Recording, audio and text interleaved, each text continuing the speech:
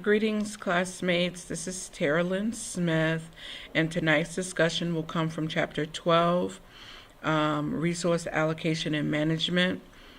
The chapter discussed the fact that building administrators need to have some basic knowledge or understanding of school finances. A significant portion of school funding comes from taxes, such as, the lottery taxes, property taxes, utility taxes. Schools also receive funding from state and federal aid. I'll discuss a little bit of items or things that come from chapter 12, and then I'll move right into the article that I found that interests me, that is aligned with this chapter. So Chapter 12 discuss the budgeting process, which involves planning. And with planning, a building leader need to factor each of the needs of the programs that they want to finance.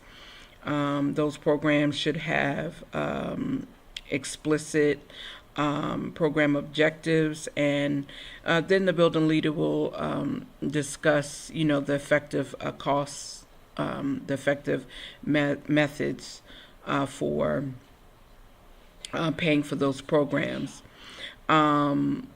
Formulating the budget, it states that it's imperative to have representatives from several departments that will encourage a fair budget. It mentions that gone are the days where budgets are a secret, and it's kind of same level, or it's being duplicated from what happens at the district level, where several departments and constituents get together to create, establish, and approve the budget. It mentioned, as a building leader, you need to be able to represent or present the budget to the school and articulate, the rationale for the budget priorities. So I'm thinking that same thing, that same idea of presenting the budget and articulating the strategic plan or budget priorities would be duplicated at the local level. Administering or allocating money for each department, one best practice is to allocate money for the different departments: art, chorus, technology, music. Every department, science, math, every department has their amount and their dollar amount, and the teachers, to the teacher's discretion, and also following basic guidelines that should encourage them to stay within their budget, but to get the things that they need for their classrooms or programs. Chapters 12 also discussed line or the types of budgeting. Line budgeting is where there's a list of expenses that you follow, and of course, on that ledger, there's the credits and debits and things of that nature. A zero-based budget starts with zero and identify all expenditures annually, and with that, it requires requires yearly evaluation. If you have a zero budget and you're trying to justify everything, pretty much that is going to require some type of outside evaluation, so that so the data can be established for years to come. Incremental budgeting is pretty much adding and subtracting from the current year's budget. again, that type of budget is also, well, they're all evaluated through programs like, PPBS, and these are programs, planning, programming budget systems. Some of them it's called PBBES, which involves the evaluation of those budgets, like through audits and things of that nature.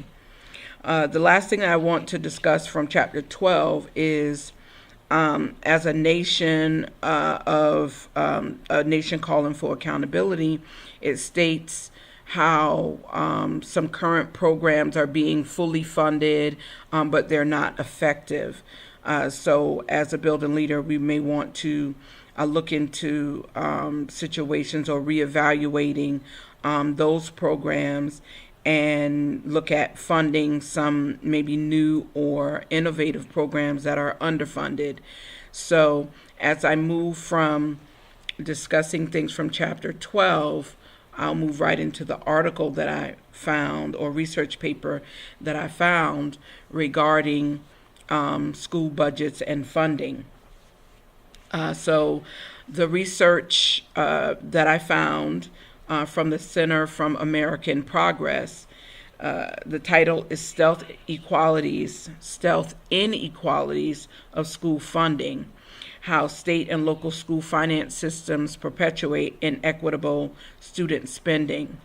And so apparently the schools receive money, or the districts receive funding on a per pupil basis. This research was done by Bruce D. Baker and Sean P. Corcoran. The research questions that I'll just mention about 3 of them, is how state and local finance systems perpetuate inequitable student spending, how state aid formulas undermine educational equity in states, and how do we close the gap between regressive and progressive funding systems. So in this research model, the researcher was interested in identifying states that presented state and local revenue that was systematically lower in high poverty districts. The researcher looked at 6 states where children were attending high poverty schools, but they had less access to state aid, aid and local funding.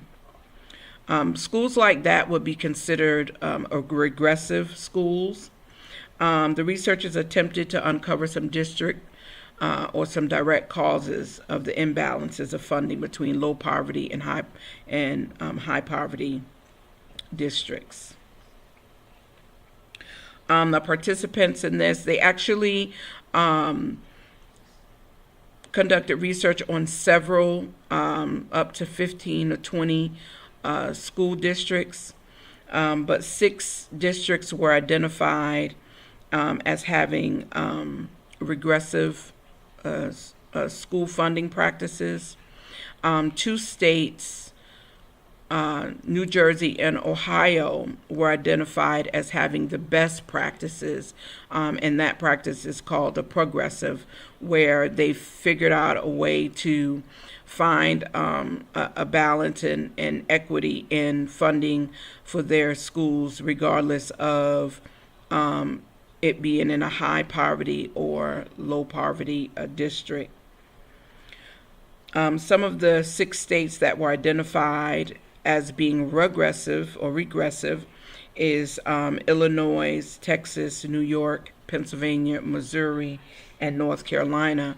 Those school districts were seen as not having the best practices for ensuring equality amongst the districts. In some of these states or some areas, smaller districts have challenges with raising the necessary funds to provide a basic and fair education. So, there's funding from the state that's supposed to come in and fill in any gaps to help provide a local field, a local or equitable level playing field. It says that the results of the school funding fairness model seeks to identify systems and their imbalances of revenue throughout the district. So things like the enrollment size, population density, teacher compensation, families experiencing poverty are all considered when determining the imbalance of the financial distribution.